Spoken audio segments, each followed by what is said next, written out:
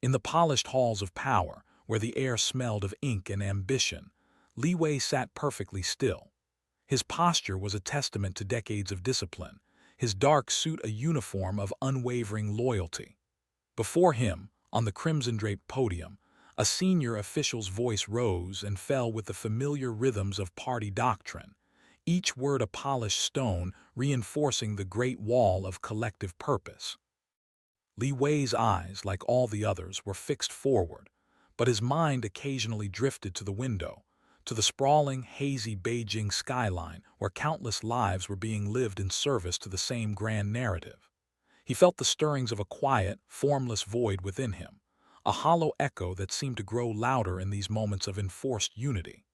He dismissed it instantly, as he had been trained to do, attributing it to fatigue or the lingering chill of the over-air-conditioned room. His duty was his compass, personal misgivings were merely static on the frequency. Later, the official car dropped him at the gate of his complex, a neatly ordered collection of apartments housing other mid-level functionaries.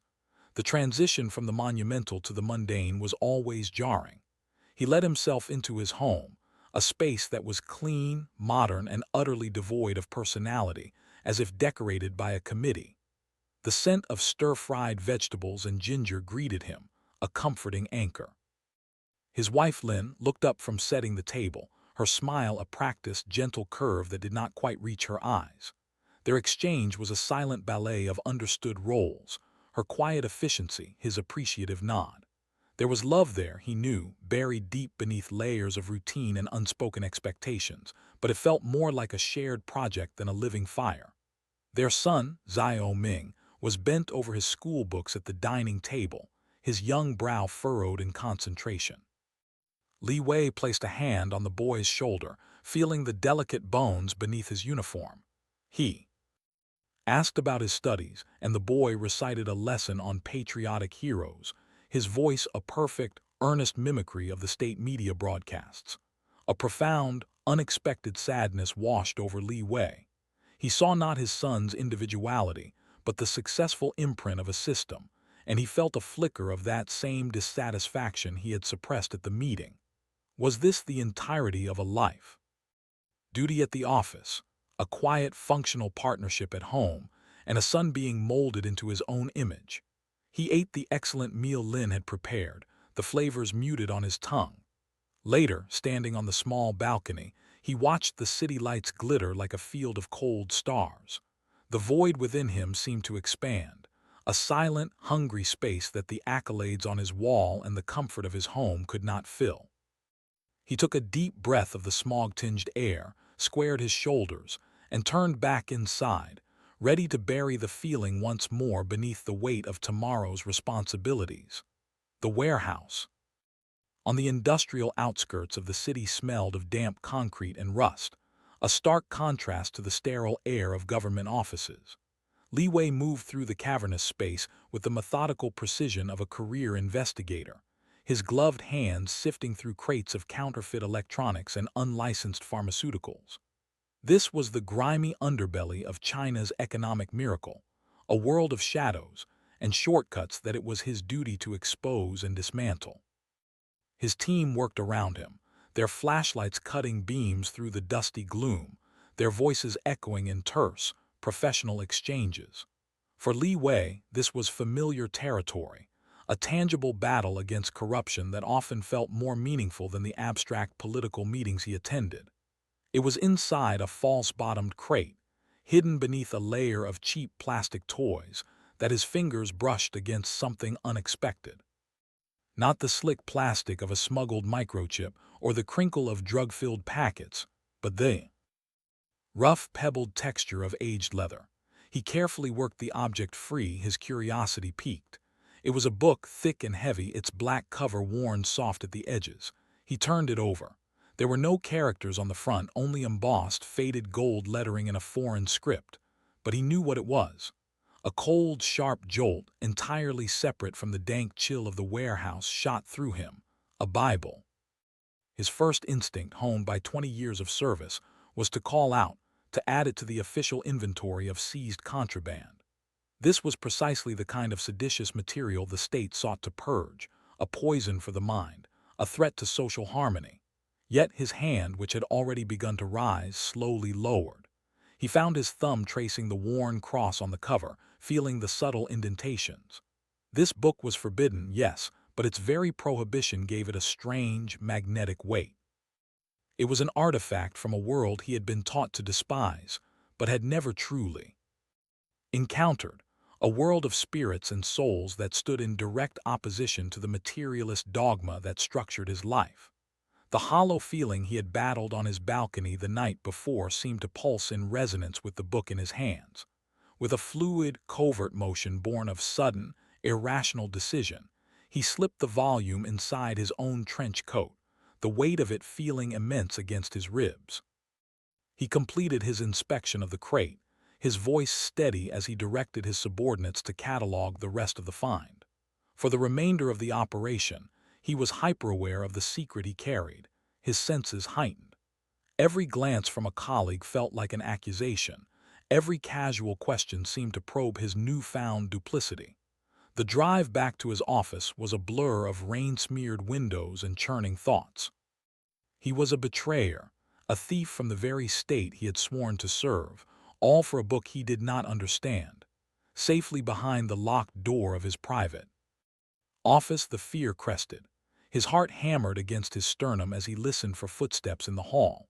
With trembling hands, he opened the bottom drawer of his desk, the one reserved for personal, non-work-related items, of which there were few. He pushed aside a spare pair of reading glasses and a half-finished pack of throat lozenges, creating a space. He laid the Bible inside, the black cover stark against the pale wood of the drawer. For a long moment he just stared at it, this compact rectangle of rebellion. It was just paper and ink, yet it felt more dangerous than any weapon he had ever confiscated.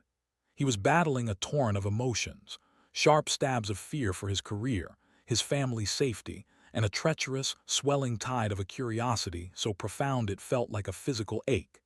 He slowly pushed the drawer shut, the soft click of the latch sounding like a verdict in the silent room. The void within him was no longer empty. It was now filled with the terrifying weight of a forbidden discovery. The city outside his window had long since surrendered to the deep, inkwell black of a moonless night. In his study, the only illumination was the small, focused pool of light from his brass desk lamp, a tiny island of wakefulness in a slumbering world. His wife and son were asleep, their soft, rhythmic breaths a quiet counterpoint to the frantic beating of his own heart. The house was still, the only sounds the faint hum of the refrigerator and the distant, lonely wail of a train whistle. It was in this sacred silence, under the cover of a darkness that felt both protective and accusatory, that Li Wei finally allowed his fingers to close around the cool, smooth handle of his desk drawer. He drew the book out as if lifting a sacred relic, its weight seeming to have increased tenfold since he had hidden it. The pebbled leather cover felt alive under his touch, each grain a testament to its age and the countless unknown hands that had held it before his. He laid it gently on the polished wood of his desk, the stark black rectangle a blasphemous intrusion into his meticulously ordered, secular life. For several minutes, he simply sat, his hands resting on the closed cover, wrestling with the finality of the act. To open it was to cross a line from which there could be no return, to willingly expose his mind to a contagion the state had spent decades inoculating him against. He took a slow, steadying breath, the air tasting of dust and resolve, and opened the book. The pages, thin and brittle as dried leaves, whispered secrets as he turned them. His eyes, trained for decades to scan bureaucratic reports for actionable data, stumbled over the strange, poetic language. He found the Gospel of John, the words initially alien, a series of abstract concepts, word, light, life, glory, that floated just beyond his comprehension. But then a phrase snagged in his mind, hooking into that deep, hollow place within him. The light shines in the darkness, and the darkness has not overcome it. He read it again and then a third time. The words seemed to vibrate with a quiet, impossible power. They described a battle not of armies or ideologies, but of light against shadow, and they promised that the shadow would not win. He read on, his initial skepticism slowly dissolving like mist under a morning sun. The text spoke of a love so profound it defied the transactional relationships that governed his world, a love that asked for nothing, a love that sacrificed everything. It spoke of being born again, not of flesh but of spirit. The concept was dizzying. It suggested that the man he was, the loyal servant, the dutiful husband, the anxious father, was not the entirety of his being. There was, the book claimed, a deeper, truer self waiting to be awakened. A strange and unfamiliar sensation began to bloom in his chest, a warmth that spread through his limbs, loosening muscles he had not realized were clenched. It was a feeling of peace, a deep, settling calm that felt entirely different from the rigid, enforced harmony of party doctrine. This was not a peace that came from external control, but one that seemed to rise from within, quieting the internal cacophony of duty, fear, and dissatisfaction. For a glorious, terrifying moment, he let himself float in that peace. The weight of his responsibilities, the constant pressure to perform, the gnawing emptiness, it all receded as if he were viewing his life from a great, serene distance. Then, like a bucket of ice water, the guilt crashed down. This feeling was a betrayal. It was a spiritual desertion.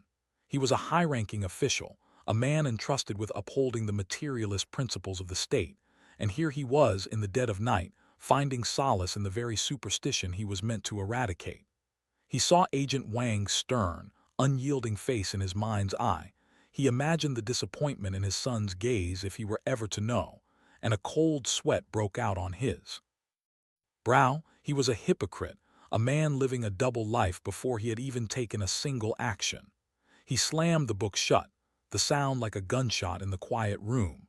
The peace vanished, replaced by a churning nausea of self-recrimination.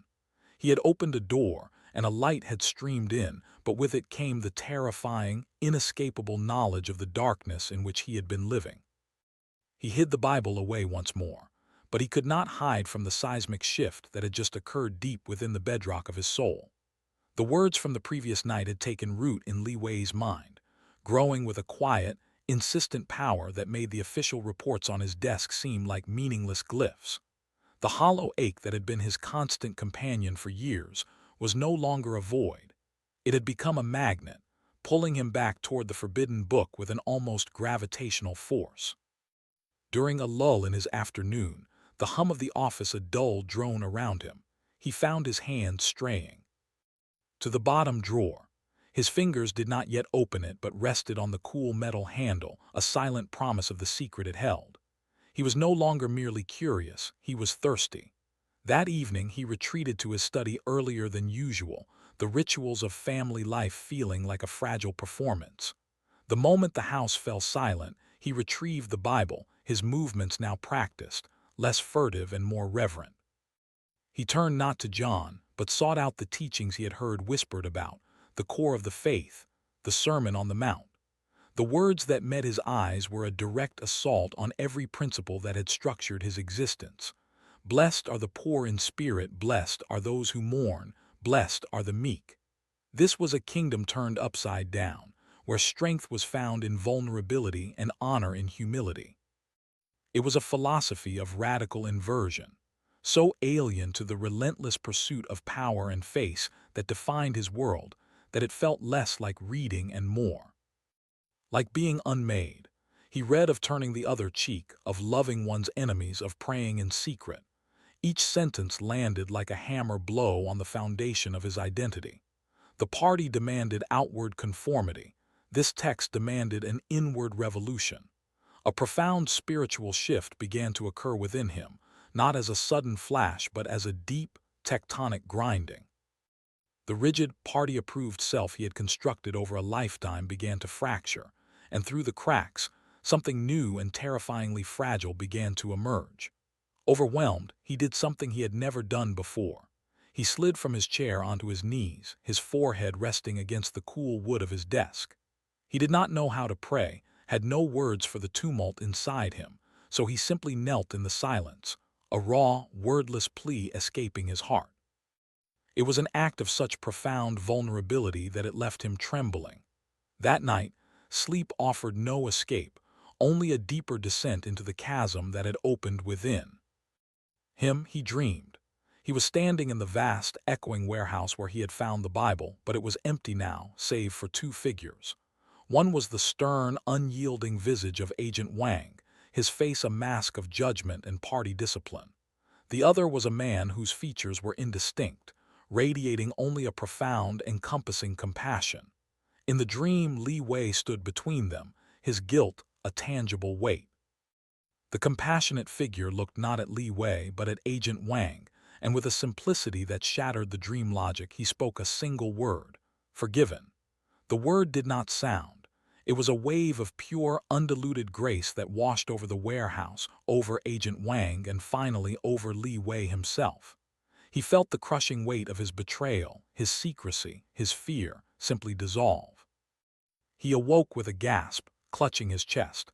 The sensation of that absolution so vivid it felt more real than the dawn light filtering through his window.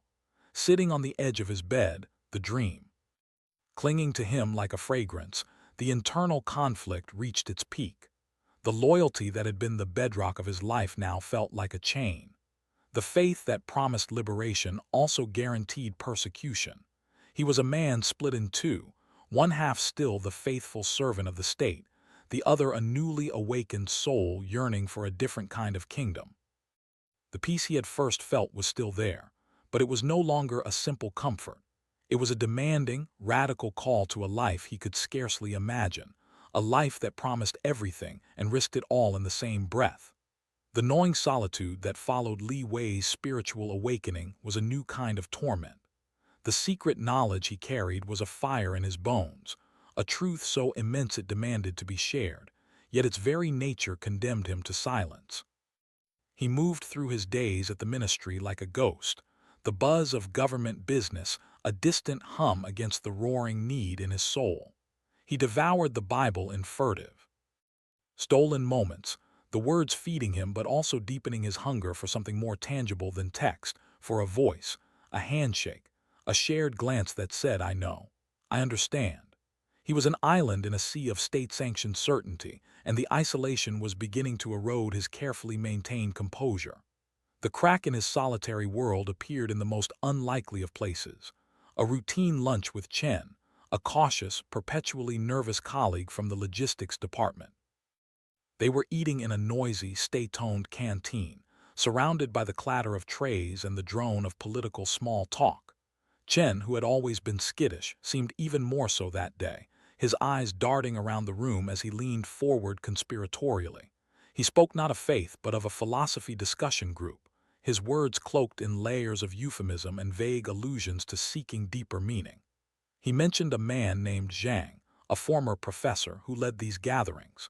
Chen's meaning was clear to Li Wei, whose senses, sharpened by weeks of secret study, picked up the unspoken truth beneath the coded language. This was not a book club. It was an invitation. The meeting was to be held in a dilapidated garment factory on the city's forgotten industrial fringe, a place where the state's gaze seemed to blur and weaken. The following Sunday, under the bruised purple sky of dusk, Li Wei found himself walking through streets littered with the skeletal remains of outdated machinery, his heart a frantic drum against his ribs. Every shadow seemed to hold a watching eye. Every distant footfall sounded like the approach of the Public Security Bureau. He followed Chen's cryptic directions to a rusted metal door, indistinguishable from a dozen others. He gave a prearranged series of knocks, a hesitant, fearful rhythm. The door creaked open just enough to reveal a sliver of a face, eyes that scanned him with a practiced, weary suspicion before the door swung inward. He stepped from the chilling silence of the industrial decay into a pocket of startling warmth. The room was a former storage closet, its concrete walls stained with damp, its single, bare bulb casting a weak, honeyed light on the 24 faces gathered there. The air was thick with the smell of old dust and unspoken hope. These were not the fervent radicals of state propaganda. They were ordinary people, factory workers, elderly grandmothers, a young couple holding hands tightly, their faces etched with a mixture of fear and a profound, defiant serenity. In the center sat Pastor Zhang, a man whose gentle eyes held a universe of sorrow and strength. He was not a fiery orator, but his quiet presence commanded the hushed room. The service was nothing like the grand, theatrical party rallies Li Wei was accustomed to. There were no banners, no amplified slogans. There was only the soft, collective murmur of prayer, the rustle of a single, shared Bible being passed from hand to hand, and Pastor Zhang's low, resonant voice. He did not preach dogma or threaten damnation. Instead, he told stories. He spoke of a farmer from Henan who had painted a cross on his barn door and had his livelihood stripped away, yet still thanked God for the sparrows in his field. He told of a young woman, a university student, who had been expelled for her faith and now taught children to read in this very room, seeing each learned character as a small victory for light over darkness. They were simple tales of persecution and perseverance, of Bibles hidden in rice sacks, of midnight arrests, of families torn apart. Each story was a hammer blow to Li Wei's isolation. As he listened, a powerful, unfamiliar emotion swelled within him, so potent it brought a stinging heat to his eyes. It was the desire for community, for the fellowship of these broken, courageous people. They were not just sharing a belief. They were sharing a burden, weaving a fragile net of mutual support beneath the terrifying tightrope they all walked. In their faces, he saw his own fear reflected and transformed by a shared, unshakable hope. When the meeting ended with a whispered hymn, the sound so soft it was almost carried away on the dust motes dancing in the lamplight, Li Wei did not feel the urge to flee. He felt, for the first time since he had opened that black book in his office, that he was not alone. The void was gone, replaced by a terrifying, exhilarating connection. He had found his people, and in doing so, he had taken another irrevocable step away from the man he used to be. The whispered hymn from the underground church had not faded from Li Wei's mind. It had become a constant, low hum in his consciousness, a soundtrack to his double life. The faces of those ordinary believers, illuminated by a single bare bulb in a damp storage closet, were seared into his memory. He saw the calloused hands of the factory worker gently holding the shared Bible, the quiet resolve in the elderly grandmother's eyes. The way Pastor Zhang's shoulders seemed to carry the weight of 1,000 silent persecutions. Their faith was not an abstract philosophy to them. It was a lifeline, and the state was systematically trying to cut it. The knowledge of their plight festered within him, transforming his private spiritual solace into a gnawing, urgent sense of responsibility. He returned to his government office on Monday, and the polished expanse of his desk, the framed commendations on the wall, the respectful nods from his subordinates, it all felt like an elaborate, gilded cage. His work, once a source of pride, now felt like a participation in the very machine of oppression that threatened his new brothers and sisters. He was drafting a memo on the enforcement of ideological purity in public institutions, his pen moving automatically, while his mind was in that dusty room, hearing Pastor Zhang's story of the farmer from Henan. The dissonance was a physical pain, a tightness in his chest that made it hard to breathe. He was a man living at the intersection of two mutually exclusive truths, and the pressure was building to an unbearable degree. The decision did not come in a single, dramatic moment of clarity, but as an inevitable tide rising from the depths of his transformed conscience. It was during another covert meeting, this time in the back room of a shuttered tea shop, that the moment of commitment arrived. Pastor Zhang was speaking in his low, measured tones, not of theology, but of logistics. He spoke of the desperate, growing need for Bibles, of how the few copies they had were worn tissue-thin from being passed through hundreds of hands. He mentioned, almost in passing, a new shipment that had been intercepted at a port in Tianjin, confiscated and likely destroyed by the authorities. A look of profound weariness crossed his face, the look of a shepherd watching his flock starve. Li Wei felt the words form in his mouth before his rational mind could stop them.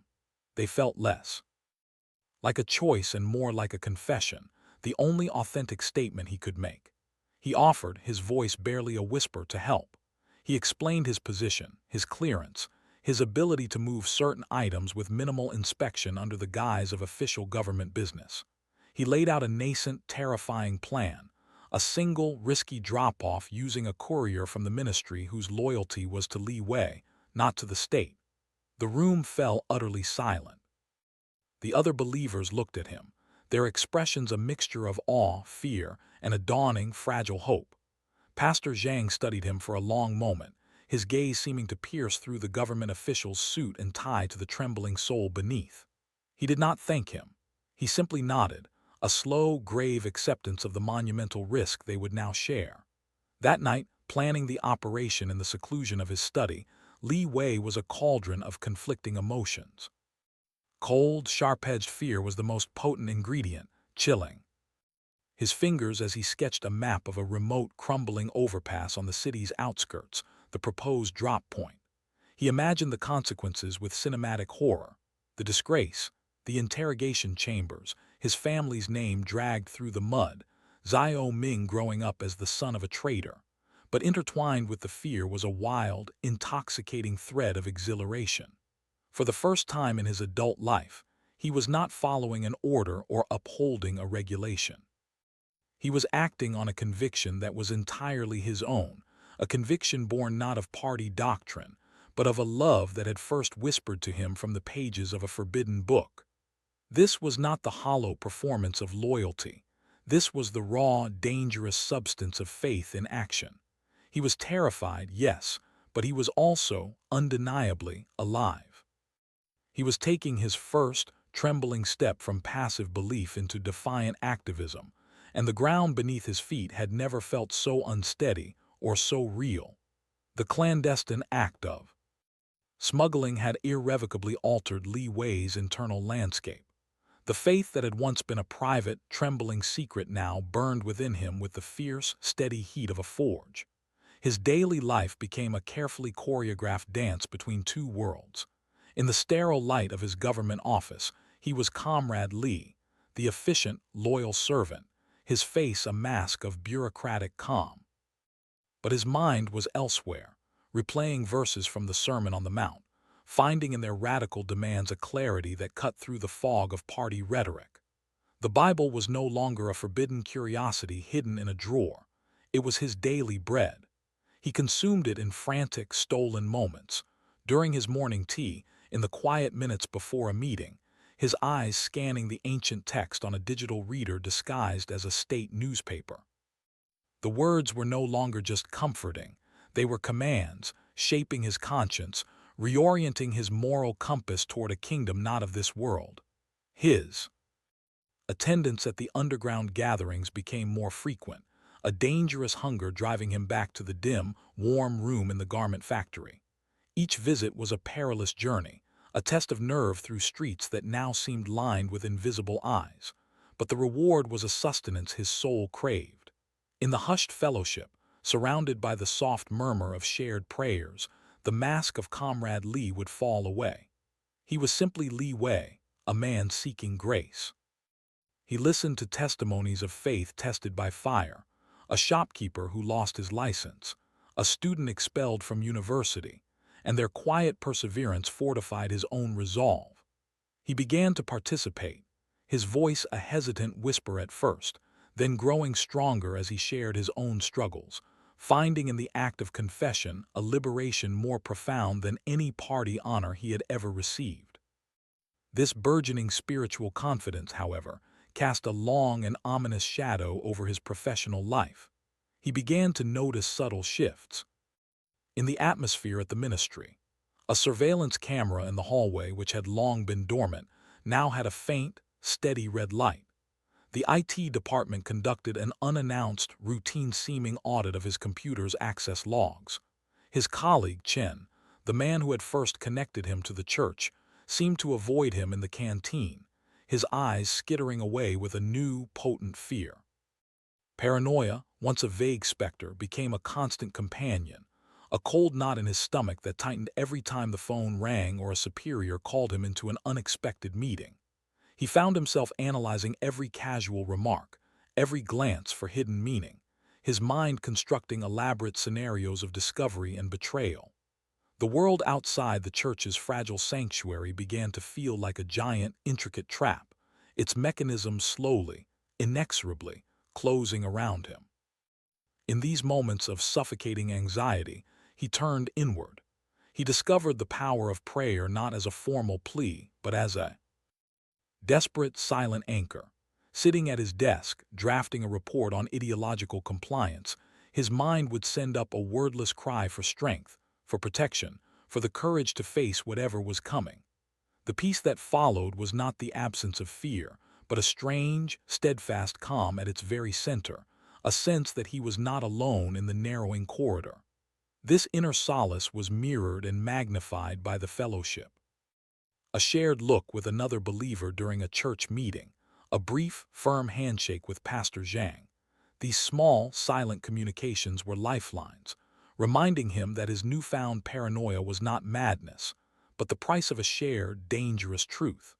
His faith was no longer a solitary flame. It was a fire being fed by a hidden network of fellow believers, and it was growing, strengthening, preparing him for a storm he could now feel gathering on the horizon. The air in the ministry building had taken on a new, metallic taste of tension. It was the day of the quarterly internal compliance inspection, a routine event that Li Wei had navigated a dozen times before with board proficiency. But this time, every footstep in the corridor outside his office sounded like a drumbeat of impending doom. He had spent the morning in a state of heightened alertness, his senses tuned to a frequency of pure dread. Bible, his secret companion and the source of his burgeoning peace, now felt like a live explosive device concealed in the bottom drawer of his government-issued desk. He had considered moving it, hiding it somewhere, anywhere else, but the risk of being seen transporting it through the building was even greater. He was trapped, forced to trust in the fragile illusion of normalcy. The two inspectors, a man and a woman from the Internal Affairs Unit, moved through his office with a cold, surgical efficiency. Their expressions were neutral, their questions clipped and precise. They examined his files, scanned his bookshelves for unauthorized materials, and ran diagnostics on his computer. Li Wei stood by the window, his hands clasped tightly behind his back to hide their tremor, his face a carefully constructed mask of cooperative indifference. He answered their questions about workflow and document security with an automatic, rehearsed ease, all the while his entire being was focused on that single drawer. He could feel the presence of the book as if it were radiating a low, discernible heat, a beacon of his treason. Was the female inspector who approached the desk. Her gloved hand, which had been leafing through a stack of approved policy manuals, drifted downward. She pulled open the top drawer, found nothing of interest, and then her fingers closed around the handle of the bottom one. Time seemed to slow, congealing into a thick, syrupy nightmare. Li Wei's heart seized in his chest. He saw his life unravel in the space between her hand and the latch. The arrest, the public shaming, Lin's devastated face, Zia Ming's confusion. The drawer began to slide open, revealing the spare reading glasses, the throat lozenges, and the stark black corner of the leather-bound book. A surge of pure, undiluted instinct took over. "The ventilation report," he exclaimed, his voice sharper and louder than he intended, cutting through the quiet room. Both inspectors looked up, startled. Li Wei strode quickly to his filing cabinet, his movements a frantic pantomime of sudden recollection. "The quarterly ventilation report for the West Wing. I completely forgot. The director needs it for his meeting with the Infrastructure Committee this afternoon. It's flagged as a Priority 1 oversight." It was a lie, a desperate, flimsy fabrication, but it was delivered with the full authority of his position. The mention of the director and a Priority 1 item created an immediate diversion. The female inspector's hand retreated from the drawer as if it had been burned. The two of them exchanged a look, their bureaucratic programming overriding their suspicion. A missed report was a tangible failure. A hidden Bible was an abstract, unlikely threat. For the next 20 minutes, Li Wei guided them through a wild goose chase for a non-existent document, his performance a masterpiece of feigned frustration and concern. By the time the inspectors left, unsatisfied but redirected, he was drenched in a cold sweat, his legs feeling like water. He locked the door behind them and leaned against it, his breath coming in ragged gasps. The immediate danger had passed, but the shockwave of the close call reverberated through every fiber of his being. He had stared directly into the abyss of his own destruction, and the glimpse had been paralyzing. The scare did not diminish his faith. Instead, it forged it in the fire of raw fear. That evening, he did not touch the Bible. He simply sat in his study, the memory of the inspector's hand on the drawer handle playing on a continuous, horrifying loop. The risks were no longer theoretical. They were as real and as close as the wood grain on his desk. The anxiety was a physical presence, a cold stone in his gut, but alongside it, a new, harder resolve began to crystallize. The world had shown him its teeth, and he had not flinched. He had fought for his secret, for his faith, and he had won a temporary reprieve. The cost of his newfound belief was now terrifyingly clear, but so was its priceless value. The close call had not broken him. It had baptized him in the cold waters of peril, and he emerged not weaker, but grimly, unshakably determined. The fragile piece Li Wei had carved out from his double life shattered with the subtlety of a spiderweb torn by an unseen hand. It began not with a raid or an accusation, but with an absence. Chen, his nervous, twitchy connection to the underground church, failed to appear at their prearranged meeting spot, a bench in a dusty public park where they would sometimes exchange a silent nod. Li Wei waited for 20 minutes, the autumn chill seeping through his coat, each rustle of dead leaves sounding like the approach of security forces. Chen was never late. His paranoia was too finely tuned, his survival instincts too sharp. His empty space on the bench was a void that screamed of disaster. A cold dread, far deeper than the seasonal wind, began to coil in Li Wei's stomach. The signs, which he had been desperately rationalizing, now assembled into a damning mosaic. The surveillance camera outside his apartment building, which had been angled downward for years, was now tilted slightly upward, its lens a dark, unblinking eye focused on his front door. A black sedan, unremarkable save for its unnerving stillness, had been parked across from the ministry for 3 days straight, its windows tinted to an opaque gloss. Even the street sweepers seemed to work with a new, watchful lethargy when he passed. The net was not just closing. It was already cast, and he was swimming blindly in its threads. The betrayal, when the news of it reached him, came through the church's fragile, whispering grapevine. It was Pastor Zhang himself who risked a perilous coded phone call, his voice stripped of its usual gentle resonance, flattened by a grim finality. The message was brief and devastating. An informant, someone within their own tight-knit circle, someone who had prayed with them, shared their fears and their meager food, had traded their names for leniency or perhaps a handful of yuan. The authorities now had a list. They knew about the garment factory, the shuttered tea shop, the routes and the routines, and they knew about him. Li Wei, the government official, the highest value prize. A profound, chilling isolation descended upon him, more absolute than any he had ever known. He stood in his own living room, the phone receiver cold in his hand, and looked at the life he was about to lose. His wife, Lin, was arranging chrysanthemums in a vase, her movements graceful and unaware.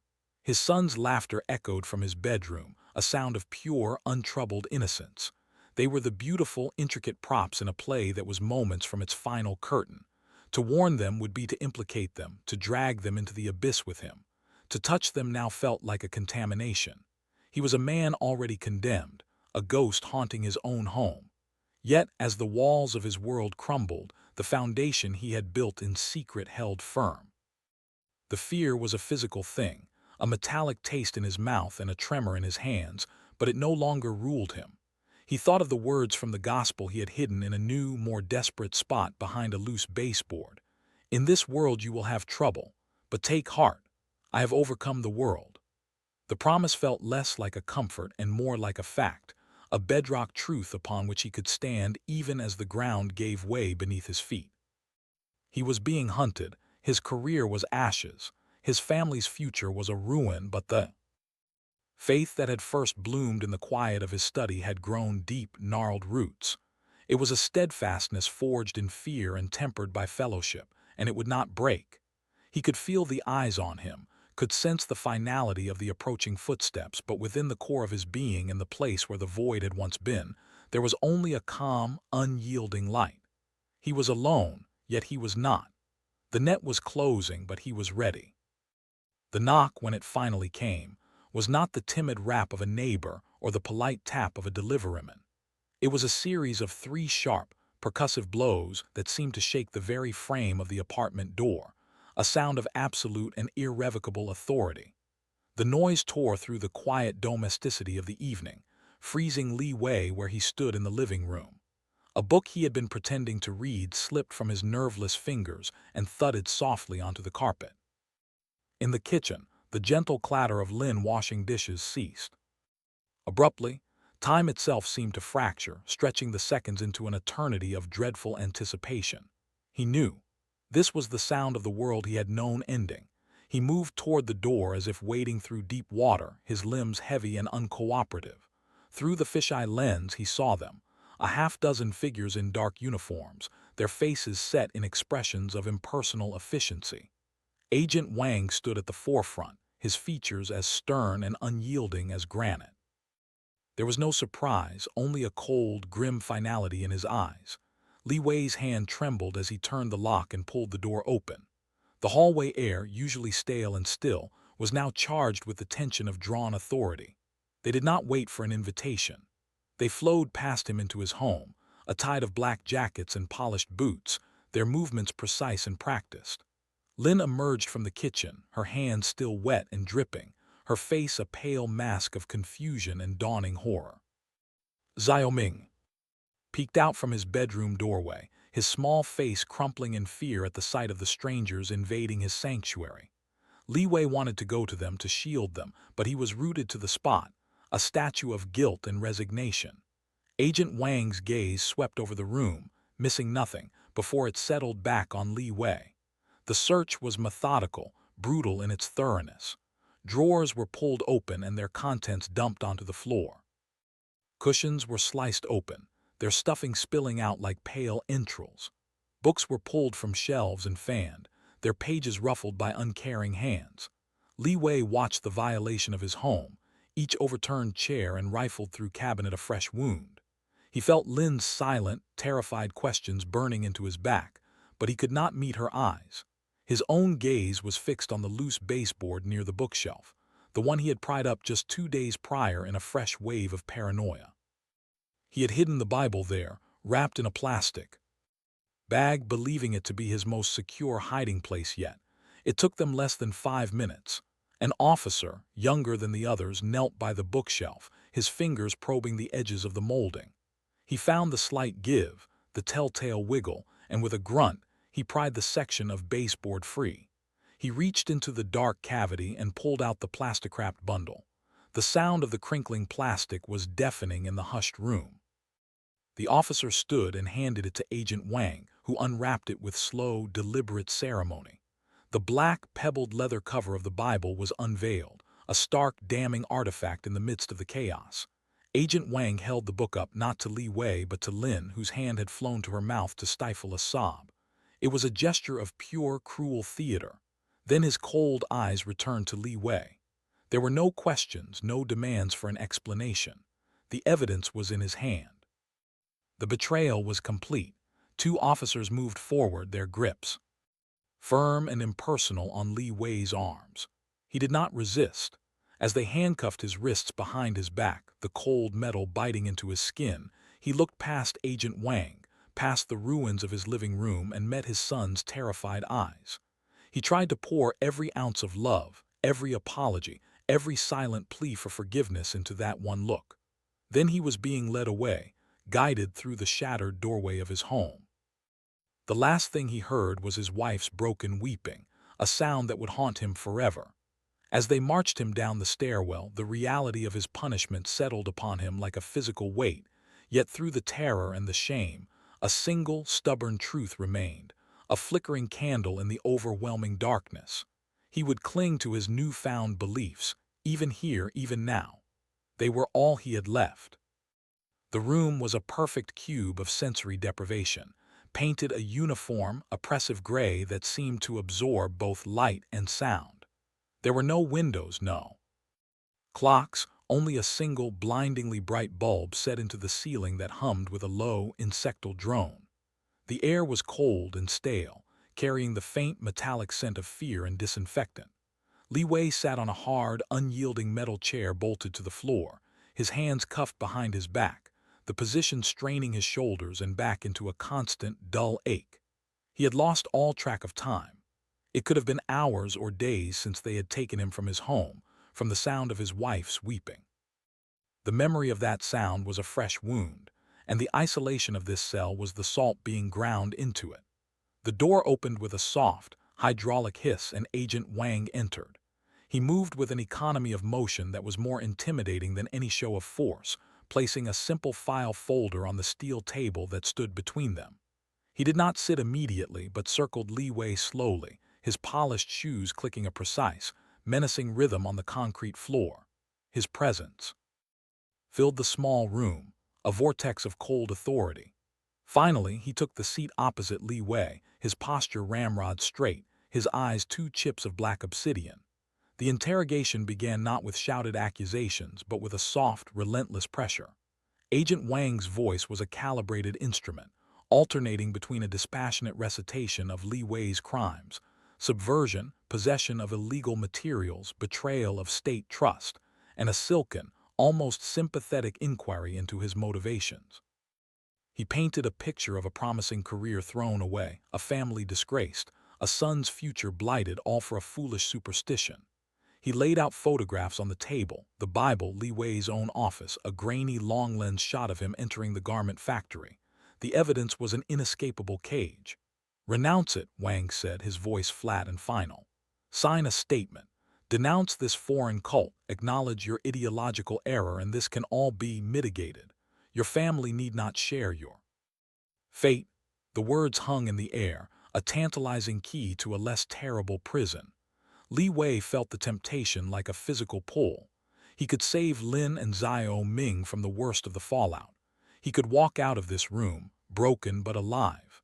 He closed his eyes, and in the darkness behind his lids, he did not see party doctrine or the stern face of his interrogator. He saw the compassionate figure from his dream, heard the whispered hymns in the dusty factory, felt the profound peace that had first settled in his heart as he read of a light the darkness could not overcome.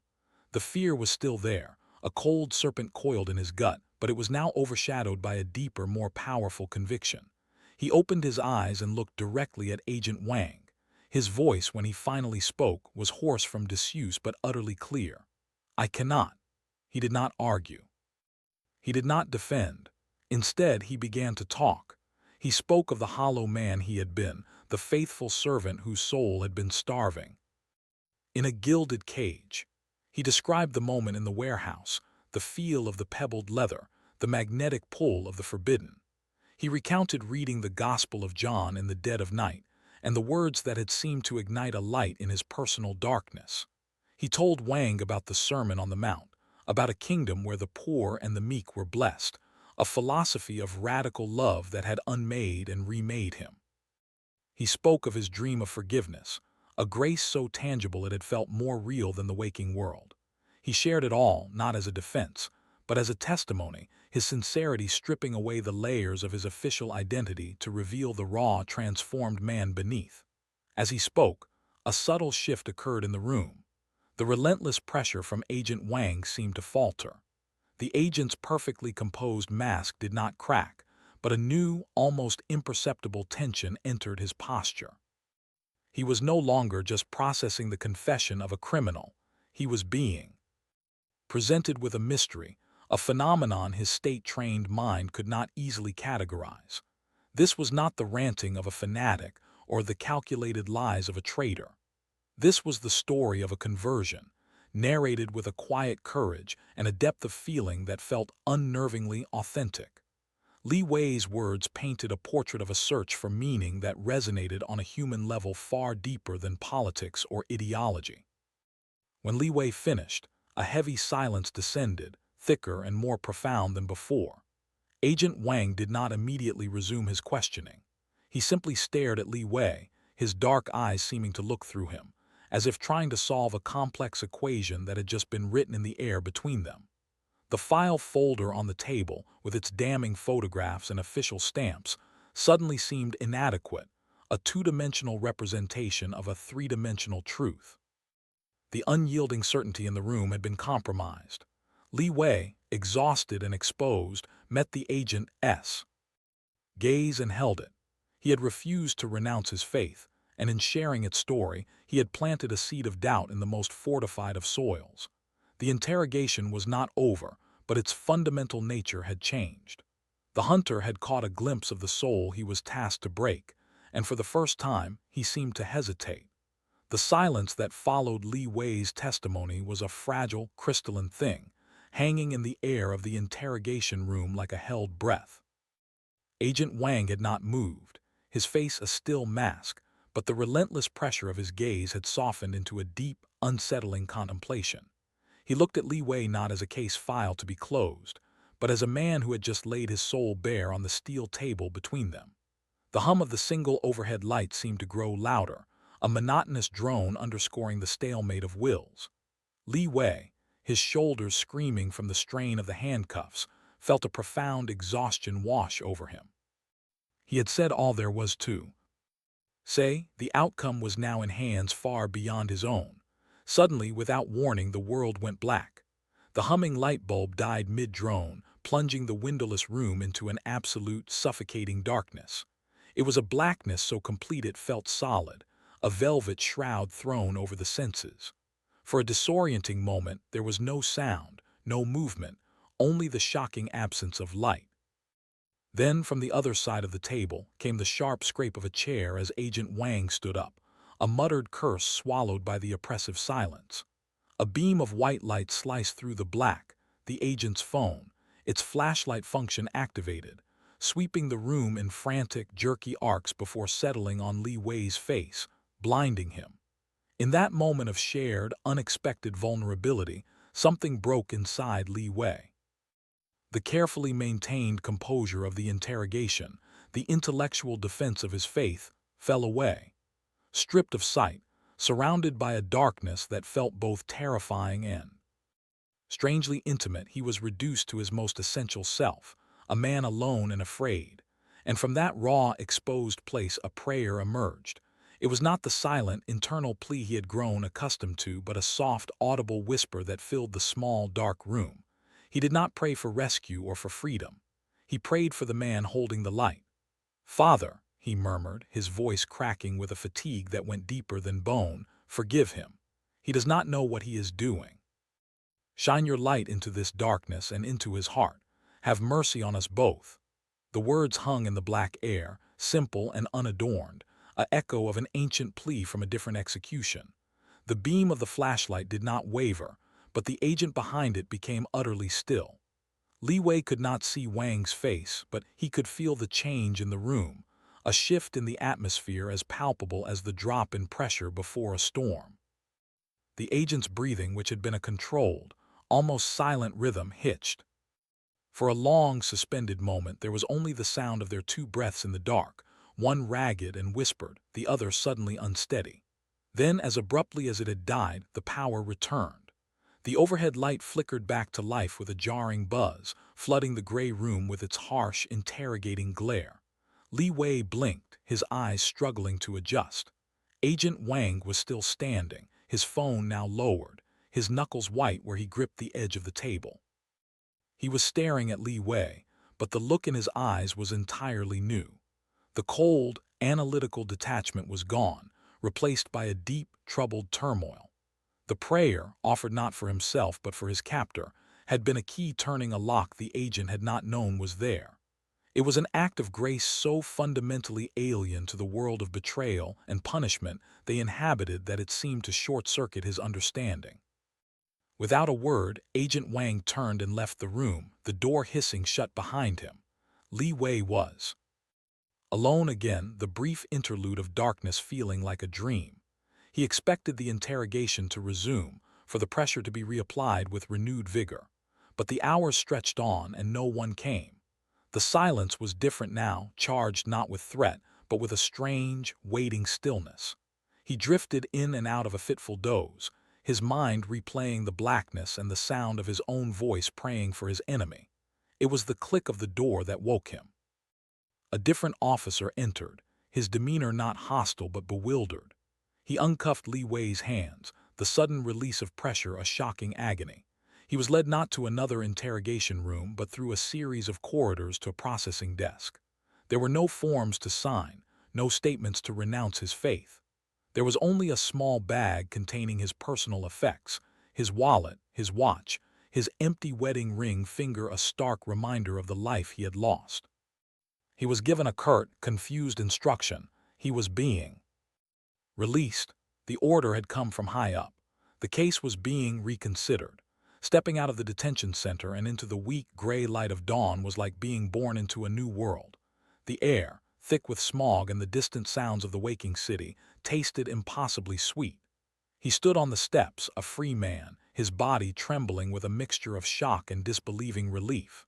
He looked back at the grim, monolithic building, a fortress of state power from which he had just been delivered. He knew, with a certainty that settled deep in his spirit, that it was not bureaucracy or a legal technicality that had opened those doors. It was a change of heart, a crack in a hardened facade, an act of unexpected mercy sparked in a moment of perfect darkness. Agent Wang, the unyielding instrument of the state, had encountered something he could not process, could not quantify, and in that rupture he had chosen a path of divine mercy. Li Wei turned his face to the sky, feeling the first faint warmth of the sun on his skin and began the long, uncertain walk home. The city streets, once familiar arteries of his daily life, now felt like the landscape of a dream from which he had just awoken. Every sound, the blare of a taxi horn, the chatter of market vendors, the distant rumble of the subway, seemed amplified, each sensation a vivid confirmation of his impossible freedom. Li Wei walked slowly, his body aching with a deep cellular exhaustion, yet his spirit felt weightless, unmoored from the terror that had gripped him for so long. The grimy air, the press of anonymous crowds, the sheer chaotic normality of it all was a baptism. He was a ghost returned to the land of the living, and every breath was a miracle. He did not go straight home. The thought of facing Lin and Xiao Ming, of explaining the inexplicable, was a mountain he was not yet ready to climb. Instead, his feet, guided by an instinct deeper than memory, carried him to the river that wound through the city's heart. He found a secluded bench, shrouded by the weeping branches of a willow tree, and sat, watching the brown, sluggish water flow endlessly onward. Here, in the quiet, the full magnitude of what had happened settled upon him. He had been in the lion's den, his fate seemingly sealed, and had been delivered by a mercy he still could not comprehend. Agent Wang's face in that final moment of fraught silence was etched in his mind, not as an enemy, but as a man whose soul had been profoundly, irrevocably stirred. The release was not an administrative error. It was an act of grace, a crack in the monolith of state power through which a divine light had slipped. His faith, once a secret flame, had now been tempered in the furnace of persecution. It was no longer a comforting idea or a private solace. It was the unshakable bedrock of his existence, a fortress that had withstood its most brutal assault.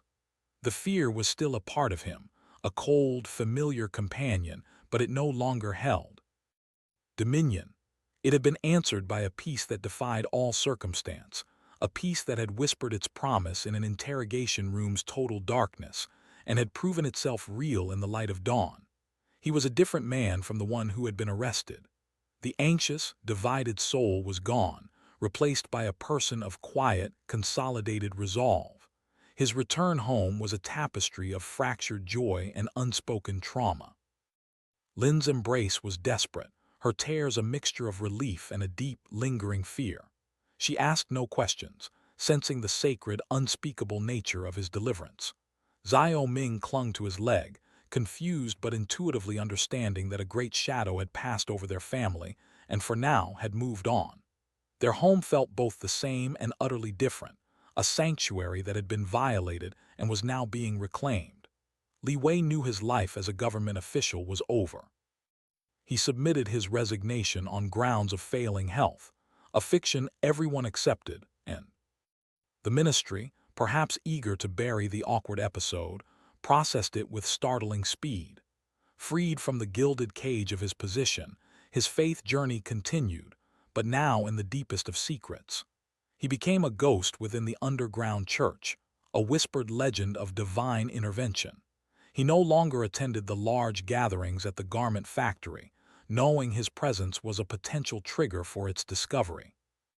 His fellowship was conducted in hushed conversations in park corners, in the back booths of anonymous noodle shops, through coded messages passed through trusted intermediaries.